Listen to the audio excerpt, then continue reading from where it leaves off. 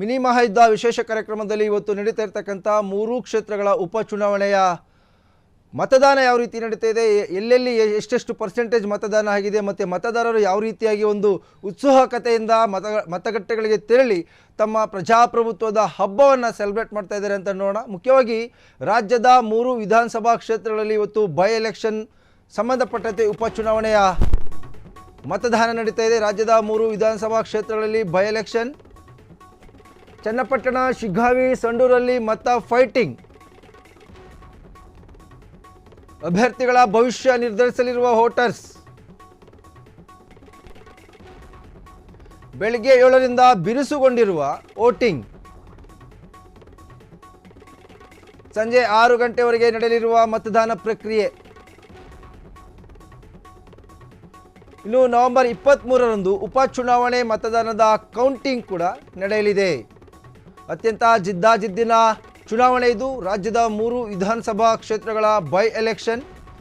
ಚನ್ನಪಟ್ಟಣ, ಶಿಗ್ಗಾವಿ ಹಾಗೂ ಸಂಡೂರಲ್ಲಿ ಮತ ಫೈಟಿಂಗ್ ಜೋರಾಗಿದೆ.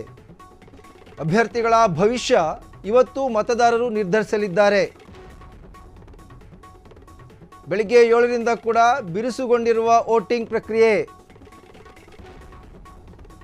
ಸಂಜೆ 6 ಗಂಟೆವರೆಗೆ ನಡೆಯಲಿರುವ ಮತದಾನ ಪ್ರಕ್ರಿಯೆ. ಅಂದರೆ ಇವತ್ತು ಸಂಜೆ 6 ಗಂಟೆವರೆಗೂ ಕೂಡ ಮತದಾರರು ಚಲಾಯಿಸಬಹುದು. ಇನ್ನು ನವೆಂಬರ್ 23ರಂದು ಉಪಚುನಾವಣೆಯ ಮತದಾನದ ಕೌಂಟಿಂಗ್ ನಡೆಯಲಿದೆ. ರಾಜ್ಯದ 3 ವಿಧಾನಸಭಾ ಕ್ಷೇತ್ರಗಳ ಬೈ ಎಲೆಕ್ಷನ್ ಇವತ್ತು. ಅತ್ಯಂತ ಜಿದ್ದಾಜಿದ್ದಿನ ಕಣಗಳಾಗಿರ್ತಕ್ಕಂಥ ಚನ್ನಪಟ್ಟಣ, ಶಿಗ್ಗಾವಿ, ಸಂಡೂರಲ್ಲಿ ಮತ ಫೈಟಿಂಗ್. ಅಭ್ಯರ್ಥಿಗಳ ಭವಿಷ್ಯವನ್ನು ಇವತ್ತು ಮತದಾರರು ನಿರ್ಧರಿಸಲಿದ್ದಾರೆ. ಬೆಳಿಗ್ಗೆ 7ರಿಂದ ಕೂಡ 3 ಕ್ಷೇತ್ರಗಳಲ್ಲಿ ಬಿರುಸುಗೊಂಡಿರುವ ವೋಟಿಂಗ್. ಸಂಜೆ 6 ಗಂಟೆವರೆಗೂ ಕೂಡ ನಡೆಯಲಿರುವ ಮತದಾನ ಪ್ರಕ್ರಿಯೆ. ನವೆಂಬರ್ 23ರಂದು ಉಪಚುನಾವಣೆಗೆ ನಡೆದಿರ್ತಕ್ಕಂಥ ಮತದಾನದ ಕೌಂಟಿಂಗ್ ನಡೆಯಲಿದೆ. 3 ಕ್ಷೇತ್ರದ ಅಭ್ಯರ್ಥಿಗಳ ಫಲಿತಾಂಶ 23ರಂದು ಹೊರಬೀಳಲಿದೆ. ಸೊ ಇವತ್ತು ಬೆಳಿಗ್ಗೆ 7 ಗಂಟೆಯಿಂದ ಕೂಡ 3 ಕ್ಷೇತ್ರಗಳಲ್ಲಿ ಅತ್ಯಂತ ಬಿರುಸಿನ ಮತದಾನ ನಡೀತಿದೆ. ಬಹಳ ಮುಖ್ಯವಾಗಿ ಬೆಳಗ್ಗಿನ ಜಾವ ನಾವು ನೋಡೋದಾದರೆ ಮತಗಟ್ಟೆಗಳಲ್ಲಿ ಅತ್ಯಂತ ಹೆಚ್ಚಿನ ಸಂಖ್ಯೆಯಲ್ಲಿ ಹಿರಿಯ ಮತದಾರರು, ಅಂದರೆ ಹಿರಿಯ ವಯಸ್ಕರರು ತಮ್ಮ ಮತವನ್ನು ಚಲಾಯಿಸಲಿಕ್ಕೆ ಬಂದಿರತಕ್ಕಂಥದ್ದು ನಾವು ಕಾಣ್ತಾ ಇರ್ಬೋದು. ಮಹಿಳೆಯರು ಸಾಲು ಸರತಿಯಲ್ಲಿ ನಿಂತು ತಮ್ಮ ಹಕ್ಕನ್ನು ಚಲಾಯಿಸ್ತಾ ಇದ್ದಾರೆ ಬೆಳಗ್ಗೆಯಿಂದ ಕೂಡ 3 ಕ್ಷೇತ್ರಗಳಲ್ಲಿ. ಇನ್ನು ಹಿರಿಯರು ವೀಲ್ ಚೇರ್ಗಳ ಮುಖಾಂತರ ಬಂದು ಒಂದು ಮತದಾನವನ್ನು ಮಾಡ್ತಕ್ಕಂಥ ಅವರ ಒಂದು ಹಕ್ಕನ್ನು ಚಲಾಯಿಸ್ತಕ್ಕಂಥ ಕೆಲಸವನ್ನು ಮಾಡ್ತಿದ್ದಾರೆ. 3 ಕ್ಷೇತ್ರಗಳಲ್ಲೂ ಕೂಡ ಈವರೆಗೂ ಸಾಕಷ್ಟು ಮತದಾನದ ಬಿರುಸು ಕೂಡ ನಡೆದಿರ್ತಕ್ಕಂಥದ್ದು. ಬೆಳಗ್ಗೆಯಿಂದಲೇ ಮತಗಟ್ಟೆಗಳತ್ತ ಜನರು ಮುಖ ಮಾಡಿದ್ದಾರೆ. ಸೊ ಮತದಾರರನ್ನು ಸೆಳೆಯುವಂಥ ಕೆಲಸ ಚುನಾವಣಾ ಆಯೋಗ ಮಾಡಿದೆ, ಜಿಲ್ಲಾಡಳಿತ ಮಾಡಿದೆ. ಸೊ ಹಾಗಾಗಿ ಬೆಳಗ್ಗೆಯಿಂದ ಕೂಡ 3 ಕ್ಷೇತ್ರಗಳಲ್ಲಿ ಚನ್ನಪಟ್ಟಣ, ಶಿಗ್ಗಾವಿ, ಸಂಡೂರು ಕ್ಷೇತ್ರಗಳಲ್ಲಿ ಮತದಾರರು ಸರತಿ ಸಾಲಿನಲ್ಲಿ ನಿಂತು ಪ್ರಜಾಪ್ರಭುತ್ವ ಕೊಟ್ಟಿರ್ತಕ್ಕಂಥ ಹಕ್ಕನ್ನು ಚಲಾಯಿಸ್ತಿದ್ದಾರೆ. ಇನ್ನು ಹಿರಿಯ ವಯಸ್ಕರರು 60 ವರ್ಷ 70 ವರ್ಷ ಮೇಲ್ಪಟ್ಟಂಥವರು ವೀಲ್ ಚೇರ್ಗಳ ಮುಖಾಂತರ ಮತಗಟ್ಟೆಗೆ ತೆರಳಿ ತಮ್ಮ ಹಕ್ಕನ್ನು ಚಲಾಯಿಸ್ತಿದ್ದಾರೆ. ಬಹಳ ಮುಖ್ಯವಾಗಿ 3 ಕ್ಷೇತ್ರಗಳಲ್ಲೂ ಕೂಡ ಜಿದ್ದಾಜಿದ್ದಿನ ಒಂದು ನೇರ ಫೈಟ್ ಇರ್ತಕ್ಕಂಥದ್ದು. ಒಂದು ಕಡೆ ಆಡಳಿತಾರೂಢ ಕಾಂಗ್ರೆಸ್ ಪಕ್ಷಕ್ಕೆ ಗೆಲ್ಲಲೇಬೇಕಾದಂಥ ಪ್ರತಿಷ್ಠೆಯನ್ನು ತೆಗೆದುಕೊಂಡಿರ್ತಕ್ಕಂಥದ್ದು ನಾಯಕರು. ಮತ್ತೊಂದು ಕಡೆ ತಮ್ಮ ಕ್ಷೇತ್ರಗಳನ್ನು ಉಳಿಸ್ಕೊಳ್ಳಿಕ್ಕೆ ಪ್ರಯತ್ನ ಮಾಡ್ತಾ ಇರ್ತಕ್ಕಂಥದ್ದು. ಇಲ್ಲಿ 2 ಕ್ಷೇತ್ರಗಳಲ್ಲಿ ಮೈತ್ರಿ ಅಭ್ಯರ್ಥಿಗಳು ಈ ಹಿಂದೆ ಇದ್ದಂಥವರು. ಒಂದು ಚನ್ನಪಟ್ಟಣದಲ್ಲಿ HD ಕುಮಾರಸ್ವಾಮಿ ಅವರು ಗೆಲುವನ್ನು ಸಾಧಿಸಿದರು ವಿಧಾನಸಭಾ ಚುನಾವಣೆ ಸಂದರ್ಭದಲ್ಲಿ. So Channapatna HD ಕುಮಾರಸ್ವಾಮಿಯಿಂದ ತೆರವಾಗಿರ್ತಕ್ಕಂಥದ್ದು. ಅವರೀಗ ಕೇಂದ್ರದ ಸಚಿವರಾಗಿದ್ದಾರೆ. ಮತ್ತೊಂದು ಶಿಗ್ಗಾವಿ, ಅಂದರೆ ಮೈತ್ರಿ ಅಭ್ಯರ್ಥಿ ಭರತ್ ಬೊಮ್ಮಾಯಿ ಕಂಟೆಸ್ಟ್ ಮಾಡಿರ್ತಕ್ಕಂಥದ್ದು. ಅಲ್ಲಿ ಭರತ್ ಬೊಮ್ಮಾಯಿ ಅವರ ತಂದೆಯಿಂದ ಬಸವರಾಜ ಬೊಮ್ಮಾಯಿ ಅವರಿಂದ ತೆರವಾಗಿರ್ತಕ್ಕಂಥದ್ದು. ಅವರು ಸಂಸದರಾಗಿ ಆಯ್ಕೆಯಾದ ಹಿನ್ನೆಲೆಯಿಂದಾಗಿ ತೆರವಾಗಿರ್ತಕ್ಕಂಥ ಕ್ಷೇತ್ರ. ಇನ್ನು 3ನೇದು ಸಂಡೂರು ಕ್ಷೇತ್ರ. ಅದು ಕೂಡ ಕಾಂಗ್ರೆಸ್ ಅಭ್ಯರ್ಥಿಯಾಗಿ ಅಲ್ಲಿ ಆಯ್ಕೆ ಆಗಿದ್ದರು ಈ ಹಿಂದೆ ತುಕಾರಾಮ್ ಅವರು ಕೂಡ ಕಳೆದ ಲೋಕಸಭಾ ಚುನಾವಣೆಯಲ್ಲಿ ಸಂಸದರಾಗಿ ಆಯ್ಕೆಯಾಗಿದ್ದಾರೆ. ಸೊ ಅಲ್ಲೂ ಕೂಡ ಈಗ ಅವರು ತಮ್ಮ ಕ್ಷೇತ್ರವನ್ನು ಉಳಿಸ್ಕೊಳ್ಳಿಕ್ಕೆ ಫೈಟನ್ನು ಮಾಡ್ತಿದ್ದಾರೆ, ಪ್ರಯತ್ನವನ್ನು ಮಾಡ್ತಿದ್ದಾರೆ. ಸೊ ಮೂರೂ ಕ್ಷೇತ್ರಗಳಲ್ಲೂ ಕೂಡ 3 ಸಂಸದರಾಗಿ 3 ಯಾರು ಕಂಟೆಸ್ಟ್ ಮಾಡಿದರು, ಸೊ 3 ಕೂಡ ಲೋಕಸಭಾ ಚುನಾವಣೆಯಲ್ಲಿ ಸಂಸದರಾಗಿ ಆಯ್ಕೆಯಾಗಿದ್ದಾರೆ. ಸೊ ಅವರು ತಮ್ಮ ತಮ್ಮ ಕ್ಷೇತ್ರಗಳನ್ನು ಉಳಿಸ್ಕೊಳ್ತಕ್ಕಂಥ ಪ್ರಯತ್ನವನ್ನು ಮಾಡ್ತಿದ್ದಾರೆ. ಹಾಗಾಗಿ ಎಲ್ಲೊಂದು ಕಡೆ ತುಕಾರಾಮ್ ಅವರು ಕಾಂಗ್ರೆಸ್ ಅಭ್ಯರ್ಥಿಯಾಗಿ ತಮ್ಮ ಪತ್ನಿ ಅನ್ನಪೂರ್ಣ ಅವ್ರನ್ನ ಕಣಕ್ಕಿಳಿಸಿದ್ದಾರೆ. ಸೊ ಅಲ್ಲಿ ಅವರಿಗೆ ಗೆಲುವು ಅನಿವಾರ್ಯವಾಗಿದೆ.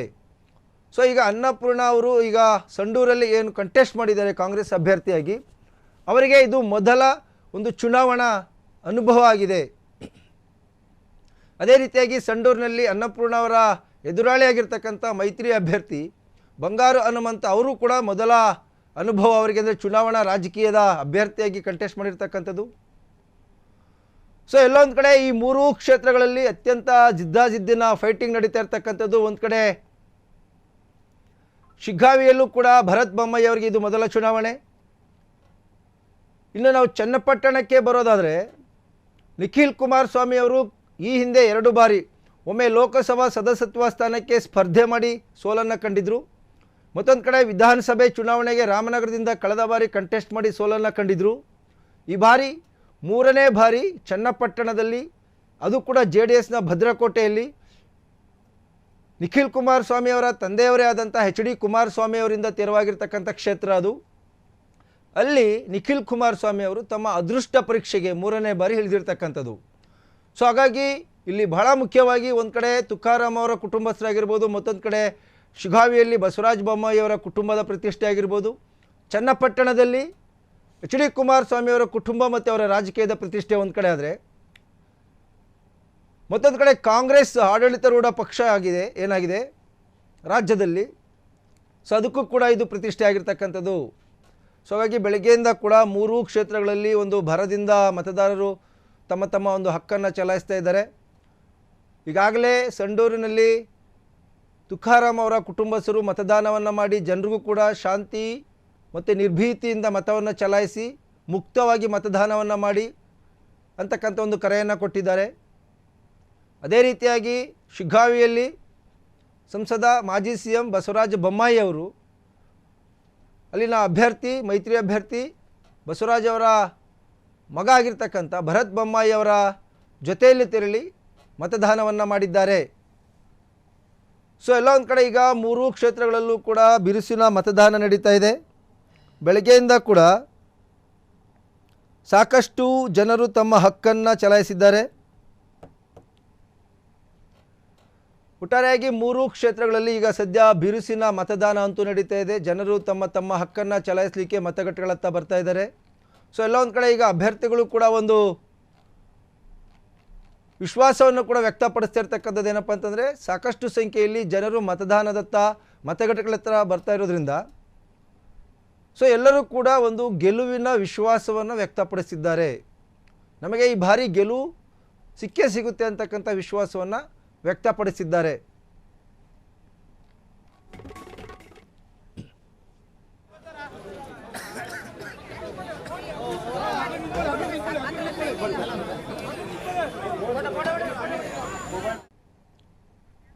ಜಿದ್ದಾಜಿದ್ದಿನ ಕಣದಲ್ಲಿ ಗೆದ್ದು ಬೀಗಲಿದ್ದೇವೆ ಎಂದ ಸಿದ್ದು. 3 ಕ್ಷೇತ್ರಗಳಲ್ಲಿ ಕಾಂಗ್ರೆಸ್ ಗೆಲುವು, CM ವಿಶ್ವಾಸ ವ್ಯಕ್ತಪಡಿಸಿದ್ದಾರೆ. 3 ಕ್ಷೇತ್ರಗಳಲ್ಲಿ ಜನಸ್ಪಂದನೆ ನೋಡಿದರೆ ಕಾಂಗ್ರೆಸ್ಗೆ ಜಯ ಸಿಗುತ್ತೆ ಅಂತಕ್ಕಂಥ ವಿಶ್ವಾಸವನ್ನು ವ್ಯಕ್ತಪಡಿಸಿದ್ದಾರೆ. ಜಿದ್ದಾಜಿದ್ದಿನ ಕಣದಲ್ಲಿ ಗೆದ್ದು ಬೀಗಲಿದ್ದೇವೆಂದ ಸಿದ್ದು. 3 ಕ್ಷೇತ್ರಗಳಲ್ಲಿ ಕಾಂಗ್ರೆಸ್ಗೆ ಗೆಲುವು ಖಚಿತ ಎಂದ CM. 3 ಕ್ಷೇತ್ರಗಳಲ್ಲಿ ಜನಸ್ಪಂದನೆ ನೋಡಿದರೆ ಕಾಂಗ್ರೆಸ್ಗೆ ಜಯ ಸಿಗುತ್ತೆ ಅಂತಕ್ಕಂಥ ವಿಶ್ವಾಸವನ್ನು ವ್ಯಕ್ತಪಡಿಸಿದ್ದಾರೆ.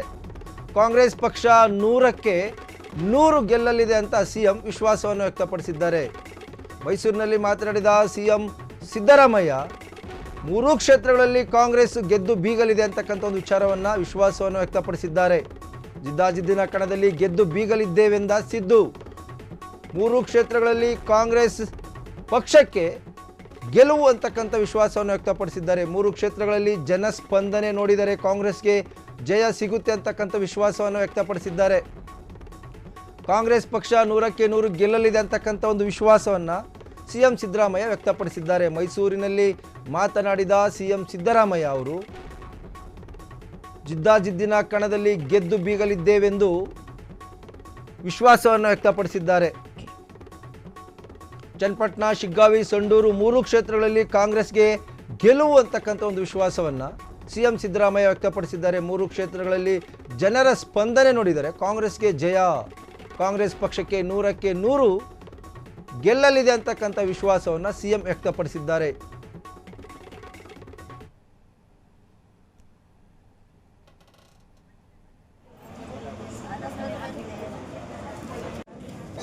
ನಾವು ಮೂರು ಗೆಲ್ತೀವಿ.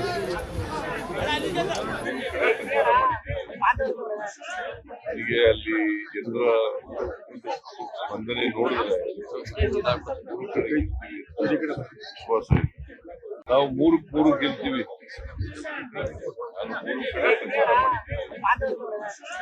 ಹೀಗೆ ಅಲ್ಲಿ ಜನರ ಸ್ಪಂದನೆ ನೋಡಿದ್ರೆ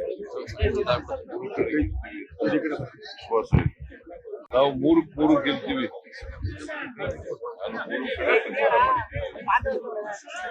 ಹೀಗೆ ಅಲ್ಲಿ ಜನರ ಸ್ಪಂದನೆ ನೋಡಿದ್ರೆ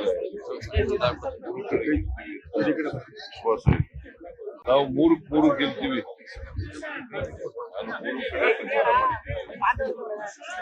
ಹೀಗೆ ಅಲ್ಲಿ ಜನರ ಸ್ಪಂದನೆ ನೋಡಿದ್ರೆ ವಿಶ್ವಾಸ ಇದೆ. ನಾವು ಮೂರು ಗೆಲ್ತೀವಿ.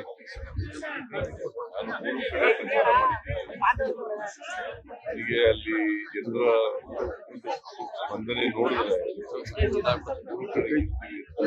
ವಿಶ್ವಾಸ ಇದೆ. ನಾವು ಮೂರು ಗೆಲ್ತೀವಿ.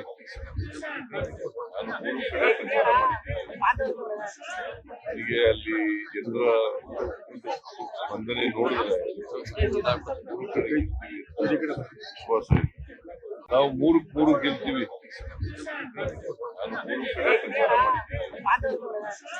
ಹೀಗೆ ಅಲ್ಲಿ ಜನರ ಸ್ಪಂದನೆ ನೋಡಿದ್ರೆ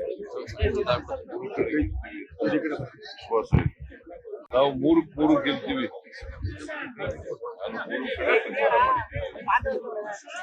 ಹೀಗೆ ಅಲ್ಲಿ ಜನರ ಸ್ಪಂದನೆ ನೋಡಿದ್ರೆ ವಿಶ್ವಾಸ ಇದೆ. ನಾವು ಮೂರು ಗೆಲ್ತೀವಿ.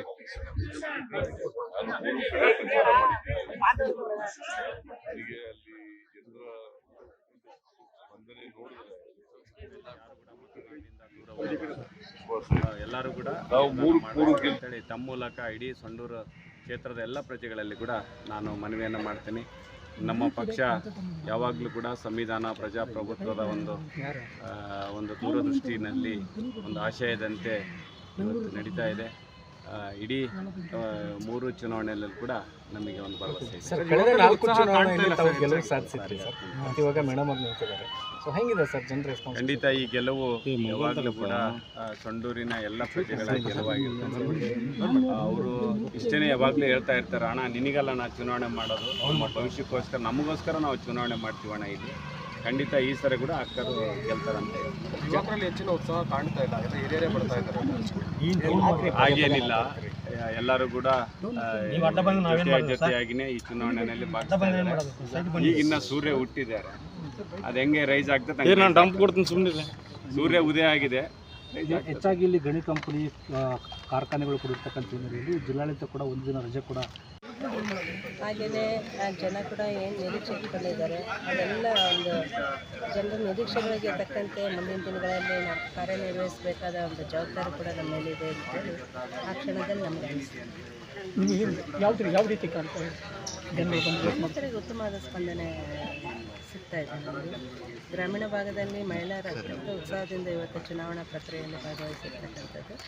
ನಮ್ಮ ನಗರದಲ್ಲಿ 10 ಗಂಟೆ ಮೇಲೆ ಇದು ಇನ್ನೂ ಸ್ವಲ್ಪ ಚುರುಕು ಪಡಿತಕ್ಕಂಥ ಒಂದು ಸನ್ನಿವೇಶ.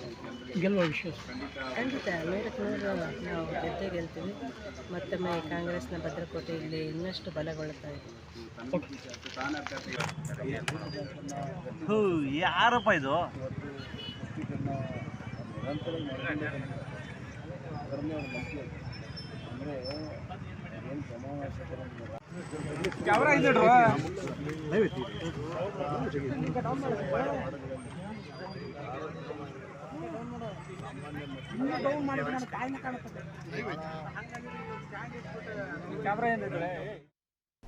ಬ್ರೇಕ್ ಬಳಿಕ ಮಿನಿ ಮಹಾಯುದ್ಧ ವಿಶೇಷ ಕಾರ್ಯಕ್ರಮಕ್ಕೆ ಸ್ವಾಗತ. ಶಿಗ್ಗಾವಿಯಲ್ಲಿ ಬೆಳಗ್ಗೆಯಿಂದಲೇ ಕೂಡ ಮತದಾರರಿಂದ ಉತ್ತಮ ಪ್ರತಿಕ್ರಿಯೆ ಸಿಕ್ಕಿದೆ. ಮತಗಟ್ಟೆಗಳಿಗೆ ಆಗಮಿಸಿ ತಮ್ಮ ಹಕ್ಕನ್ನು ಚಲಾಯಿಸುತ್ತಿರುವ ಮತದಾರರು ಮತಗಟ್ಟೆ ಸಂಖ್ಯೆ 102ರಲ್ಲಿ ಬಿಜೆಪಿ ಅಭ್ಯರ್ಥಿ ಭರತ್ ಬೊಮ್ಮಾಯಿ ಮತದಾನವನ್ನು ಮಾಡಿದ್ದಾರೆ. ಶಿಗ್ಗಾವಿಯಿಂದ ಬೆಳಗ್ಗೆಯಿಂದಲೇ ಮತದಾರರಿಂದ ಉತ್ತಮ ಪ್ರತಿಕ್ರಿಯೆ. ಮತಗಟ್ಟೆಗಳಿಗೆ ಆಗಮಿಸಿ ಹಕ್ಕು ಚಲಾಯಿಸುತ್ತಿರುವ ಮತದಾರರು ಮತಗಟ್ಟೆ ಸಂಖ್ಯೆ 102ರಲ್ಲಿ ಬಿಜೆಪಿಯ ಅಭ್ಯರ್ಥಿ ಭರತ್ ಬೊಮ್ಮಾಯಿ ಮತದಾನವನ್ನು ಮಾಡಿದ್ದಾರೆ. ಸರತಿ ಸಾಲಿನಲ್ಲಿ ನಿಂತು ತಂದೆ ಜೊತೆ ಮತದಾನ ಮಾಡಿದ ಭರತ್. ಸರ್ಕಾರಿ ಮಾದರಿ ಕನ್ನಡ ಗಂಡು ಮಕ್ಕಳ ಶಾಲೆಯಲ್ಲಿ ಭರತ್ ಬೊಮ್ಮಾಯಿ ಅವರು ಮತದಾನವನ್ನು ಮಾಡಿದ್ದಾರೆ. ಶಿಗ್ಗಾವಿಯಲ್ಲಿ ಬೆಳಗ್ಗೆಯಿಂದ ಕೂಡ ಮತದಾನದ ಪ್ರಕ್ರಿಯೆ ಜೋರಾಗಿ ನಡೀತಿದೆ. ಮತದಾನಕ್ಕೂ ಮುನ್ನ ತಂದೆ ಜೊತೆ ಟೆಂಪಲ್ ರನ್ ಮಾಡಿದ ಭರತ್ ಬೊಮ್ಮಾಯಿ. ಮಾರುತಿ ದೇವಾಲಯದಲ್ಲಿ ವಿಶೇಷ ಪೂಜೆ ಸಲ್ಲಿಸಿದ ಭರತ್ ಬೊಮ್ಮಾಯಿ ಹುಬ್ಬಳ್ಳಿಯ ಅಶೋಕನಗರದಲ್ಲಿರುವ ಆಂಜನೇಯ ಸ್ವಾಮಿ ದೇವಾಲಯಕ್ಕೆ ಭೇಟಿ ನೀಡಿ ಬಳಿಕ ಮತದಾನವನ್ನು ಅವರು ಚಲಾಯಿಸಿದ್ದಾರೆ. ಶಿಗ್ಗಾವಿಯಲ್ಲಿ ಬೆಳಗ್ಗೆಯಿಂದಲೂ ಕೂಡ ಮತದಾರರಿಂದ ಉತ್ತಮ ಪ್ರತಿಕ್ರಿಯೆ ಸಿಗ್ತಾ ಇದೆ. 3 ಕ್ಷೇತ್ರಗಳಿಗೆ ಹೋಲಿಸಿದರೆ ಶಿಗ್ಗಾವಿ ಬಹಳಷ್ಟು ಉತ್ತಮವಾದಂಥ ಪ್ರತಿಕ್ರಿಯೆ ಸಿಗ್ತಾ ಇದೆ. ಮತಗಟ್ಟೆಗಳಿಗೆ ಆಗಮಿಸಿ ತಮ್ಮ ಹಕ್ಕನ್ನು ಚಲಾಯಿಸುತ್ತಿರುವ ಮತದಾರರು. ಇನ್ನು ಶಿಗ್ಗಾವಿಯ NDA ಅಭ್ಯರ್ಥಿಯಾಗಿರ್ತಕ್ಕಂಥ ಭರತ್ ಬೊಮ್ಮಾಯಿ ಅವರು ತಮ್ಮ ತಂದೆ ಜೊತೆ ಟೆಂಪಲ್ ರನ್ನನ್ನು ಮಾಡಿ ಬೆಳಿಗ್ಗೆ ಬಂದು ತಮ್ಮ ಮತವನ್ನು ಚಲಾಯಿಸಿದ್ದಾರೆ. ಸರತಿ ಸಾಲಿನಲ್ಲಿ ನಿಂತು ಮತವನ್ನು ಚಲಾಯಿಸಿರ್ತಕ್ಕಂಥದ್ದು. ಇನ್ನು ಚನ್ನಪಟ್ಟಣ ಹಾಗೂ ಸಂಡೂರು ಈ 2 ಕ್ಷೇತ್ರಗಳಿಗೆ ಹೋಲಿಸಿದರೆ ಶಿಗ್ಗಾವಿಯಲ್ಲಿ ಬಹಳಷ್ಟು ಬಿರುಸಿನ ಮತದಾನ ನಡೀತಾ ಇದೆ. ಸೊ ಈವರೆಗೂ ಕೂಡ 3 ಕ್ಷೇತ್ರಗಳ ಪೈಕಿ ಶಿಗ್ಗಾವಿಯಲ್ಲಿ ಸಾಕಷ್ಟು ಮತದಾನದ ಪ್ರಕ್ರಿಯೆ ಬಹಳಷ್ಟು ಬಿರುಸಿನಿಂದ ನಡೀತಾ ಇದೆ. 3 ಕ್ಷೇತ್ರಗಳಲ್ಲೂ ಕೂಡ ಬಿರುಸಿನ ಮತದಾನ ನಡೀತಾ ಇದ್ದು ಬೆಳಗ್ಗೆಯಿಂದ ಕೂಡ ಅಭ್ಯರ್ಥಿಗಳು ಟೆಂಪಲ್ ರನ್ನನ್ನು ಮಾಡಿದ್ದಾರೆ. ದೇವಾಲಯಗಳಿಗೆ ಹೋಗಿ ಭೇಟಿಯನ್ನು ಕೊಟ್ಟು ಒಂದು ದೇವರ ಆಶೀರ್ವಾದವನ್ನು ಪಡೆದು ಬಳಿಕ ಮತವನ್ನು ಚಲಾಯಿಸ್ತಕ್ಕಂಥ ಕೆಲಸವನ್ನು ಮಾಡಿದ್ದಾರೆ. ಇನ್ನು ಇಷ್ಟು ದಿನ ಮತದಾರ ಬಂಧುಗಳ ಬಳಿ ತಮ್ಮ ಒಂದು ಮತ ಪ್ರಚಾರವನ್ನು ಕೂಡ ಮಾಡಿದರು. ಇವತ್ತು ಮತದಾನದ ದಿನ ದೇವರ ಮೊರೆ ಹೋಗಿದ್ದಾರೆ ಎಲ್ಲರೂ ಕೂಡ ಅಭ್ಯರ್ಥಿಗಳು. ಅಂತೆಯೇ ಶಿಗ್ಗಾವಿಯಲ್ಲಿ NDA ಅಭ್ಯರ್ಥಿ ಭರತ್ ಬೊಮ್ಮಾಯಿ ಅವರು ತಮ್ಮ ತಂದೆಯಾದಂಥ ಬಸವರಾಜ ಬೊಮ್ಮಾಯಿ ಅವರ ಜೊತೆ ಟೆಂಪಲ್ ರನ್ನನ್ನು ಮಾಡಿದ್ದಾರೆ. ಹುಬ್ಬಳ್ಳಿಯ ಅಶೋಕನಗರದಲ್ಲಿರ್ತಕ್ಕಂಥ ಆಂಜನೇಯ ಸ್ವಾಮಿ ಟೆಂಪಲ್ಗೆ ಭೇಟಿ ನೀಡಿ ಅದಾದ ಬಳಿಕ ಮತಗಟ್ಟೆ 102ಕ್ಕೆ ತೆರಳಿ ತಮ್ಮ ಒಂದು ಮತದಾನವನ್ನು ಚಲಾಯಿಸಿದ್ದಾರೆ.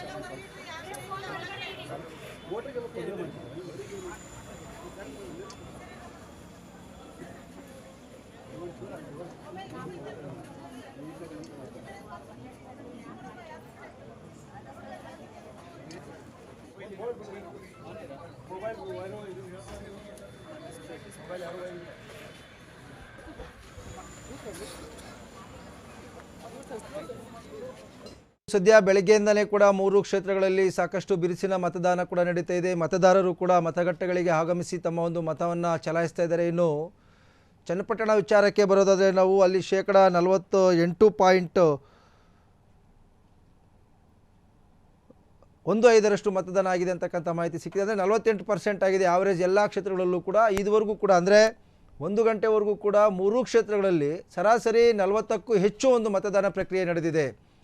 ಅಂದರೆ ಇನ್ನೂ ಕೂಡ ಮತದಾನವನ್ನು ಚಲಾಯಿಸಲಿಕ್ಕೆ 6 ಗಂಟೆಗಳ ಕಾಲ ಸಮಯ ಇದೆ. ಅಂದರೆ ಕನಿಷ್ಠ 5.5 ಗಂಟೆಗಳ ಕಾಲ ಸಮಯ ಇರ್ತಕ್ಕಂಥದ್ದು. ಈಗಾಗಲೇ ಬೆಳಗ್ಗೆಯಿಂದ ಕೂಡ ಸರಾಸರಿ 45ಕ್ಕೂ ಹೆಚ್ಚು ಪರ್ಸೆಂಟೇಜು 3 ಕ್ಷೇತ್ರಗಳಲ್ಲಿ ಬಂದಿರತಕ್ಕಂಥದ್ದು. ಹಾಗಾಗಿ ಎಲ್ಲೊಂದು ಕಡೆ ಈ ಒಂದು ವೋಟಿಂಗ್ ಪರ್ಸೆಂಟೇಜನ್ನು ನಾವು ನೋಡ್ತಾ ಹೋಗೋದಾದರೆ 3 ಕ್ಷೇತ್ರಗಳಲ್ಲೂ ಕೂಡ ಸಾಕಷ್ಟು ಬಿರುಸಿನ ಮತದಾನ ಕೂಡ ನಡೀತಾ ಇದೆ. ಇನ್ನು 5.5 ಗಂಟೆಗಳ ಕಾಲ ಮತದಾನ ಪ್ರಕ್ರಿಯೆಗೆ ಕಾಲಾವಕಾಶ ಇರ್ತಕ್ಕಂಥದ್ದು. ಸೊ ಹಾಗಾಗಿ ಎಲ್ಲೋ ಒಂದು ಕಡೆ ಈ ಒಂದು ಉಪಚುನಾವಣೆಗಳಿಗೆ ಜನಪ್ರತಿನಿಧಿಗಳು ಹಾಗೂ ಅಲ್ಲಿನ ಅಭ್ಯರ್ಥಿಗಳು ಹಾಕಿದಂಥ ಶ್ರಮ, ಮತ್ತೊಂದು ಕಡೆ ಚುನಾವಣಾ ಆಯೋಗ ಮತ್ತು ಆ ಒಂದು ಜಿಲ್ಲೆಯ ಜಿಲ್ಲಾಡಳಿತ ಚುನಾವಣಾ ಅಧಿಕಾರಿಗಳು ಕೈಗೊಂಡಿರ್ತಕ್ಕಂಥ ಕ್ರಮ ಏನಿದೆ, ಸೊ ಭಾಳಷ್ಟು ಎಲ್ಲೊಂದು ಕಡೆ ಎಫೆಕ್ಟಿವ್ ಆಗಿದೆ ಅಂತ. ಯಾಕೆಂತಂದರೆ ಮತದಾರರು ಬಿರುಸಿನ ಮತದಾನದಲ್ಲಿ ಮುಂದುವರಿರ್ತಕ್ಕಂಥದ್ದು. ಯಾಕೆಂದರೆ ಸಹಜವಾಗಿ ನಾವು ಬೇರೆ ಒಂದು ಚುನಾವಣೆಗಳನ್ನು ಗಮನಿಸಿದಂಥ ಸಂದರ್ಭದಲ್ಲಿ 12 ಗಂಟೆ ಆದರೂ 1 ಗಂಟೆ ಆದರೂ ಒಂದು ನೀರಸ ಮತದಾನ ಪ್ರಕ್ರಿಯೆಗಳು ಮತದಾನ ನಡೀತಾ ಇರ್ತಕ್ಕಂಥದ್ದು. ಆದರೆ ಇದೊಂದು ಉಪಚುನಾವಣೆ ಆಗಿರ್ತಕ್ಕಂಥ ಹಿನ್ನೆಲೆಯಲ್ಲಿ 3 ಕ್ಷೇತ್ರಗಳಲ್ಲೂ ಕೂಡ 45ಕ್ಕೂ ಅಧಿಕ ಪರ್ಸೆಂಟೇಜ್ ಈವರೆಗೂ ಕೂಡ, ಅಂದರೆ 1 ಗಂಟೆವರೆಗೂ ಕೂಡ 45ಕ್ಕೂ ಹೆಚ್ಚು ಪರ್ಸೆಂಟೇಜು ಮತದಾನ ನಡೆದಿರ್ತಕ್ಕಂಥದ್ದು. ಹಾಗಾಗಿ ಎಲ್ಲೋ ಒಂದು ಕಡೆ ಈ ಒಂದು ಪರ್ಸೆಂಟೇಜನ್ನು ನಾವು ಗಮನಿಸ್ತಾ ಹೋಗೋದಾದರೆ ಖಂಡಿತವಾಗಲೂ ಕೂಡ 3 ಕ್ಷೇತ್ರಗಳಲ್ಲೂ ಒಂದು ಬಿರುಸಿನ ಮತದಾನ ಪ್ರಕ್ರಿಯೆ ನಡೀತಾ ಇದೆ ಅಂತಕ್ಕಂಥದ್ದು ಸಹಜವಾಗಿಯೇ ಕಂಡು ಬರ್ತಾ ಇದೆ. ಇನ್ನು 2 ಗಂಟೆ ಸುಮಾರಿಗೆ ಬಹುಶಃ 50%ಅನ್ನು ದಾಟ್ತಕ್ಕಂಥ ಸಾಧ್ಯತೆ ಇದೆ. ಯಾಕೆಂತಂದರೆ ಈವರೆಗಿನ ಮತದಾನವನ್ನು ನಾವು ಅಂಕಿಅಂಶಗಳನ್ನು ಗಮನಿಸ್ತಾ ಹೋಗೋದಾದರೆ ಸೊ ಶಿಗ್ಗಾವಿಯಲ್ಲಿ 47%ಕ್ಕೂ ಅಧಿಕ 47+ ವೋಟ್ ಆಗಿದ್ದರೆ, ಸಂಡೂರಲ್ಲೂ ಕೂಡ 45+ ವೋಟು, ಅದೇ ರೀತಿಯಾಗಿ ಚನ್ನಪಟ್ಟಣದಲ್ಲಿ 48+ ವೋಟ್ ಆಗಿರ್ತಕ್ಕಂಥದ್ದು. ಸೊ ಹಾಗಾಗಿ ಎಲ್ಲೊಂದು ಕಡೆ ಮತದಾರರು ತಮ್ಮ ಹಕ್ಕನ್ನು ಚಲಾಯಿಸಲಿಕ್ಕೆ ಮತಗಟ್ಟೆಗಳಿಗೆ ಬರ್ತಾ ಇರ್ತಕ್ಕಂಥದ್ದು ನೋಡಿದ್ರೆ ನಿರೀಕ್ಷೆಗೂ ಮೀರಿ ಒಂದು ಮತದಾನ ಆಗ್ತಕ್ಕಂಥ ಸಾಧ್ಯತೆ ಇದೆ. ಸೊ ಆ ನಿಟ್ಟಿನಲ್ಲಿ 3 ಕ್ಷೇತ್ರಗಳಲ್ಲಿ ಗೆಲುವಿನ ವಿಜಯಮಾಲೆಯನ್ನು ನವೆಂಬರ್ 23ರಂದು ಯಾರ ಕೊರಳಿಗೆ ಮತದಾರರು ಹಾಕ್ತಾರೆ ಅಂತಕ್ಕಂಥದ್ದು ಬಹಳ ಮುಖ್ಯ. ಯಾಕೆಂತಂದರೆ 3 ಕ್ಷೇತ್ರಗಳಲ್ಲಿ ಸ್ಪರ್ಧೆಯಲ್ಲಿರ್ತಕ್ಕಂಥ ಅಭ್ಯರ್ಥಿಗಳ ಭವಿಷ್ಯವನ್ನು ಮತದಾರರು ತಮ್ಮ ಮತವನ್ನು ಚಲಾಯಿಸುವ ಮೂಲಕ ಇವತ್ತು ನಿರ್ಧಾರ ಮಾಡ್ತಾರೆ. ಅದಾದ ಬಳಿಕ ಅವರ ಮತಗಟ್ಟೆಗಳನ್ನು ಯಂತ್ರಗಳನ್ನು ಮತ ಎಣಿಕೆ ಕೇಂದ್ರಗಳಿಗೆ ಶಿಫ್ಟ್ ಮಾಡಲಾಗುತ್ತೆ. 10 ದಿನಗಳ ಕಾಲ ಪೊಲೀಸರ ಒಂದು ಬಿಗಿ ಬಂದೋಬಸ್ತ್ನಲ್ಲಿರ್ತದೆ. ಸೊ CRPF ತುಕಡಿಗಳು ಕೂಡ ನಿಯೋಜನೆ ಮಾಡ್ತಾರೆ. ಅದಾದ ಬಳಿಕ ಪೊಲೀಸರು ಇರ್ತಾರೆ. ಒಟ್ಟು ಯಾವುದೇ ಒಂದು ಚುನಾವಣೆ ಸಂದರ್ಭದಲ್ಲಿ ಮತಯಂತ್ರಗಳ ಭದ್ರತೆಗಾಗಿ ಸಾಮಾನ್ಯವಾಗಿ 3 ಲೇಯರ್ಗಳಲ್ಲಿ ಒಂದು ಸೆಕ್ಯೂರಿಟಿಯನ್ನು ಮೇಂಟೈನ್ ಮಾಡ್ತಾರೆ. ಒಳಗಡೆ ಒಂಥರ ಪ್ಯಾರಾಮಿಲಿಟ್ರಿ ಫೋರ್ಸ್ ಇರ್ತದೆ ಫಸ್ಟು, ಅದಾದಮೇಲೆ CRPF ತುಕಡಿ ಇರ್ತದೆ, ಅದಾದಮೇಲೆ ಲೋಕಲ್ ಪೊಲೀಸರು ಇರ್ತಾರೆ. ಸೊ ಒಟ್ಟಿನಲ್ಲಿ ಸಹಜವಾಗಿ ಒಂದು ಪ್ರಕ್ರಿಯೆಗಳೇನಪ್ಪ ಅಂತಂದರೆ, ಈಗ ಇವತ್ತು ಸಂಜೆ 6 ಗಂಟೆಗೆ ಮತದಾನ ಮುಗಿದ ಬಳಿಕ ಮತಯಂತ್ರಗಳ ಜೊತೆಗೆ ಮತ ಎಣಿಕೆ ಕೇಂದ್ರಗಳಿಗೆ ಶಿಫ್ಟ್ ಮಾಡ್ತಾರೆ. ಅದಾದ ಬಳಿಕ 10 ದಿನಗಳಾದಮೇಲೆ ಇದೇ ನವೆಂಬರ್ 23ಕ್ಕೆ ಮತದಾರರು ಯಾರಿಗೆ ವಿಜಯಮಾಲೆಯನ್ನು ತೊಡಿಸ್ತಾ ಇದ್ದಾರೆ, ಯಾರಿಗೆ ಕೈ ಹಿಡಿದಿದ್ದಾರೆ ಅಂತಕ್ಕಂಥ ಒಂದು ಚುನಾವಣೆ ಫಲಿತಾಂಶವು ನವೆಂಬರ್ 23ರಂದು ಹೊರಬೀಳಲಿದೆ.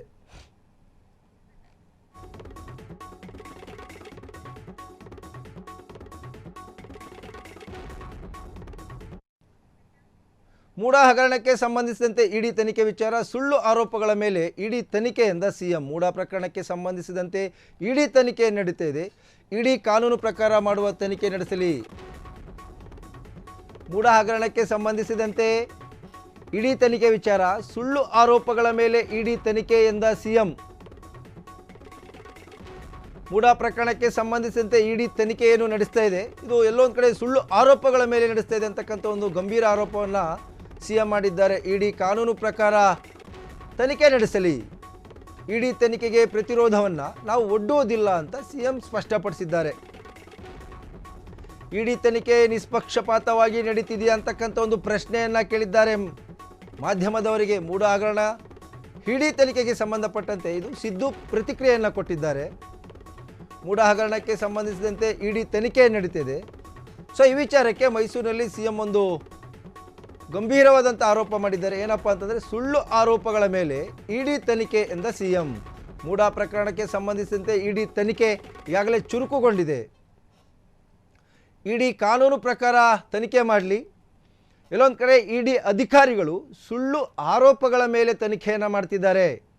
ಸೊ ಸಿಎಂ ಸಿದ್ದರಾಮಯ್ಯನವರು ಮೈಸೂರಿನಲ್ಲಿ ಇವತ್ತು ಮೂಡಾ ಹಗರಣಕ್ಕೆ ಸಂಬಂಧಪಟ್ಟಂತೆ ಪ್ರತಿಕ್ರಿಯೆಯನ್ನು ನೀಡಿದ್ದು, ಇಡಿ ಅಧಿಕಾರಿಗಳು ECIR ಅನ್ನು ದಾಖಲು ಮಾಡಿಕೊಂಡು ಮೂಡಾ ಹಗರಣಕ್ಕೆ ಸಂಬಂಧಪಟ್ಟಂತೆ ಏನು 50-50 ಸೈಟ್ ವಿಚಾರ ಏನಿದೆ, ಸಿಎಂ ಸಿದ್ದರಾಮಯ್ಯನವರ ಪತ್ನಿಯವರು ಪಡೆದಿದ್ದ 14 ಸೈಟ್ಗಳ ವಿಚಾರಕ್ಕೆ ಸಂಬಂಧಪಟ್ಟಂತೆ ಈಗಾಗಲೇ ಸಾಕಷ್ಟು ಶೋಧವನ್ನು ಮಾಡಿದ್ದಾರೆ ಇಡಿ ಅಧಿಕಾರಿಗಳು.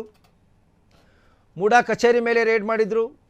ಜೊತೆಗೆ ಏನು ಮೂಲ ಸೈಟ್ಗಳು ಜಮೀನು ಮಾಲೀಕರು ಯಾರೋ ದೇವರಾಜ್ ಅಂತ ಏನು ಹೇಳಲಾಗ್ತಿತ್ತು, ಅವರ ಮೇಲೂ ಕೂಡ ಇಡಿ ಅಧಿಕಾರಿಗಳು ಅವರ ಮನೆ ನಿವಾಸದ ಮೇಲೂ ಕೂಡ ರೇಡ್ ಮಾಡಿ ತನಿಖೆಯನ್ನು ಮಾಡಿದರು. ಜೊತೆಗೆ ಒಂದಷ್ಟು ಬಿಲ್ಡರ್ಸ್ ಮೇಲೆ, ಒಂದಷ್ಟು ಉದ್ಯಮಿಗಳ ಮೇಲೆ ಬೆಂಗಳೂರು ಸೇರಿದಂತೆ ಮಂಡ್ಯ, ಮೈಸೂರಿನಲ್ಲೂ ಕೂಡ ಇಡಿ ಅಧಿಕಾರಿಗಳು ಮೂಡಾ ಹಗರಣಕ್ಕೆ ಸಂಬಂಧಪಟ್ಟಂತೆ ರೇಡನ್ನು ಕಂಡಕ್ಟ್ ಮಾಡಿದರು. ಸಾಕಷ್ಟು ಸಾಕ್ಷ್ಯಗಳನ್ನು, ಮಹತ್ವದ ದಾಖಲೆಗಳನ್ನು ಕೂಡ ಅವರು ವಶಕ್ಕೆ ಪಡಿಸ್ಕೊಂಡಿದ್ದರು. ಅಷ್ಟೇ ಅಲ್ಲದೆ ಅದಕ್ಕೆ ಸಂಬಂಧಪಟ್ಟಂತೆ ಒಂದಷ್ಟು ಜನಕ್ಕೆ ನೋಟಿಸನ್ನು ಕೊಟ್ಟು ವಿಚಾರಣೆಗೂ ಕೂಡ ಕರೆದಿದ್ದರು. ಬಹಳ ಮುಖ್ಯವಾಗಿ ದೂರುದಾರರಿದ್ದಾರೆ ಸ್ನೇಹಮಯಿ ಕೃಷ್ಣ, ಅವರನ್ನು ಕೂಡ ನೋಟಿಸ್ ಕೊಟ್ಟು ವಿಚಾರಣೆಗೊಳಪಡಿಸಿದರು. ಸೊ ಈಗಾಗಲೇ ಒಂದು ರೀತಿ ತನಿಖೆಯನ್ನು ಸಾಕಷ್ಟು ಮಟ್ಟದಲ್ಲಿ ಇಡಿ ಅಧಿಕಾರಿಗಳು ಮಾಡಿ ಮುಗಿಸಿದ್ದಾರೆ. ಇದಕ್ಕೆ ಸಂಬಂಧಪಟ್ಟಂತೆ ಮೈಸೂರಿನಲ್ಲಿ ಸಿಎಂ ಸಿದ್ದರಾಮಯ್ಯನವರು ಒಂದು ಪ್ರತಿಕ್ರಿಯೆಯನ್ನು ಕೊಟ್ಟಿದ್ದು ಮಾಧ್ಯಮಗಳಿಗೆ. ಇಡಿ ಎಲ್ಲೊಂದು ಕಡೆ ಸುಳ್ಳು ಆರೋಪಗಳ ಮೇಲೆ ತನಿಖೆ ಮಾಡ್ತಾ ಇದೆ. ಮೂಡಾ ಇಡಿ ಪ್ರಕರಣಕ್ಕೆ ತನಿಖೆಗೆ ನಮ್ಮದು ಯಾವುದೇ ತಕರಾರಿಲ್ಲ, ವಿರೋಧವಿಲ್ಲ. ಆದರೆ ಅವರು ಸುಳ್ಳು ಆರೋಪಗಳ ಮೇಲೆ ತನಿಖೆ ಮಾಡ್ತಿದ್ದಾರೆ. ಕಾನೂನು ಪ್ರಕಾರ ತನಿಖೆ ಮಾಡಲಿ, ನಮ್ಮ ವಿರೋಧ ಇಲ್ಲ ಅಂತಕ್ಕಂಥ ಒಂದು ಮಾತನ್ನು ಮೈಸೂರಿನಲ್ಲಿ ಸಿಎಂ ಸಿದ್ದರಾಮಯ್ಯ ಹೇಳಿದ್ದಾರೆ. ನಿಷ್ಪಕ್ಷಪಾತವಾಗಿ ನಡೀತಾ ಇದೆ ಅಂತ ಅನ್ನಿಸ್ತಾ ಇದೆಯಾ? ಈಗ ನಾನು ಏನು ಹೇಳಲ್ಲ, ಕಾಮೆಂಟ್ ಏನ್ ಮಾಡಲ್ಲ. ಬಟ್ ಇಡಿ ಮೂಡಾ ಕೇಸ್ಗಳು ಎನ್ಕ್ವೈರಿ ಮಾಡ್ತಿರೋದು ಸುಳ್ಳು ಕೇಸ್ಗಳನ್ನು ಮಾಡ್ತಾರೆ. ಸರ್, ಇಡಿ ಅವರು ಓವರ್ ಆಲ್ ಆಗಿ ಹಗರಣ ತನಿಖೆಗಿಂತ ಹೆಚ್ಚಾಗಿ ನಿಮ್ಮ ಪತ್ನಿ 14 ಸೈಟ್ಗೆ ಸಂಬಂಧಪಟ್ಟಂತೆ ಕಾನ್ಸಂಟ್ರೇಷನ್ ಜಾಸ್ತಿ ಆಗಿದೆ ಅಂತ ಅನಿಸ್ತಾ ಇದೆ. ಯಾಕಂದ್ರೆ ದೇವರಾಜ್ ಅವರು ಕರೆದಿದ್ರು ಮೊನ್ನೆ, ಈಗ ಕುಮಾರ್ ನಾಯಕ್ ಅವರು ಕರೆದಿದ್ದಾರೆ. ಈಗ ಅದು ಒಂದು ಇಡಿ ತನಿಖಾ ಸಂಸ್ಥೆ, ಅವ್ರು ಏನ್ ತನಿಖೆ ಮಾಡ್ತಾರೆ ನಾವು ಅಡ್ಡ ಬರೋಣ.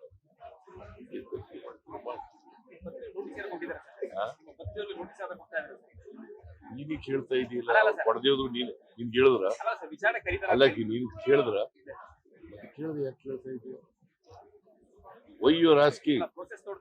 ನಿಮಗೆ ನಿಷ್ಪಕ್ಷಪಾತವಾಗಿ ನಡೀತಾ ಇದೆ ಅಂತ ಅನ್ನಿಸ್ತಾ ಇದೆಯಾ? ಈಗ ನಾನು ಏನು ಹೇಳಲ್ಲ, ಕಾಮೆಂಟ್ ಏನ್ ಮಾಡಲ್ಲ. ಬಟ್ ಇಡಿ ಒಂದು ಕಡೆ ಮೂಡಾ ಹಗರಣಕ್ಕೆ ಸಂಬಂಧಪಟ್ಟಂತೆ ಸಿಎಂ ಸಿದ್ದರಾಮಯ್ಯನವರಿಗೆ ಒಂದು ಟೆನ್ಷನ್ನು, ಮತ್ತೊಂದು ಕಡೆ 3 ಉಪಚುನಾವಣೆಗಳಲ್ಲಿ ಗೆಲ್ಲಲೇಬೇಕು ಅಂತಕ್ಕಂಥ ಟೆನ್ಷನ್ ಕೂಡ ಸರ್ಕಾರಕ್ಕಿದೆ. ಸೊ ಇದ್ರ ಬಗ್ಗೆ ಮತ್ತಷ್ಟು ಸುದ್ದಿಗಳನ್ನು ಮುಂದಿನ ಬುಲೆಟಿನ್ಗಳಲ್ಲಿ ನೋಡ್ತಾ ಹೋಗೋಣ. ಇದಾಗಿತ್ತು ಇವರಿಗಿನ ಮಿನಿ ಮಹಾಯುದ್ಧ ವಿಶೇಷ ಕಾರ್ಯಕ್ರಮ. ನೋಡ್ತಾ ಇರಿ ಫ್ರೀಡಮ್ ಟಿವಿ, ಇದು ಜನಸಾಮಾನ್ಯರ ಶಕ್ತಿ.